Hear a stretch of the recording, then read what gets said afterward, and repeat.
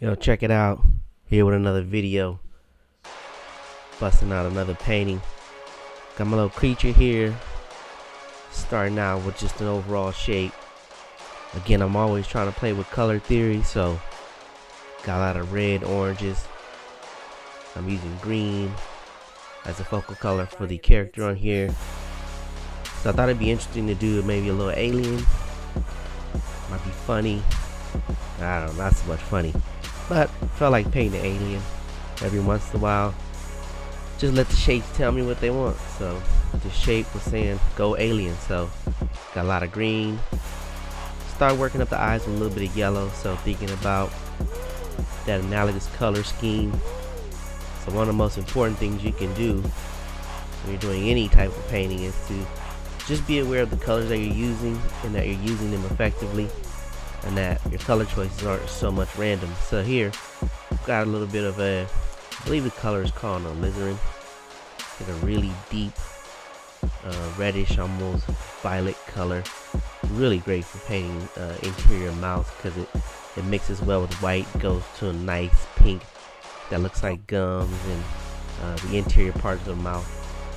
So right now I'm putting in some highlights to create the transition, so I get a light side and a shadow side. It's important when you're doing these to really be aware of where your light source is coming from. Otherwise your painting will be very ineffective. So it's to your advantage to constantly think about where's my light source coming from. Without the aid of that, you'll end up with a very flat painting with little to no transition. So I'm going back in, and all this is acrylic painting, putting in some highlights, adjusting the transition. It's one of my favorite things to do is to paint these really simple eyes.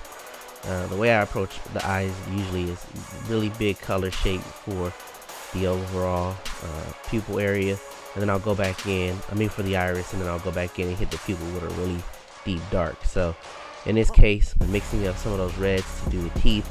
So I did the upper teeth and I want to do the lower teeth and give them a little bit more pop. So I'm basically using the ochre with a little bit of white, and then the gums again is that alizarin with a little bit of white to pop some highlights in that area as well. So again, this is all colors that are working well with each other.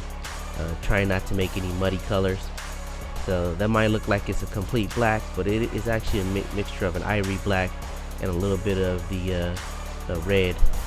The color that was on the top of the head, that's the transition of a red. I just wanted to add a little bit more visual interest in the color, so it's not just a one-off. And one of my most favorite things to do is add a little bit of reflected light, because it feels like it adds just a little bit of pop. So almost always on one side I'll try to go in there. One of my favorite colors is the phthalo blue.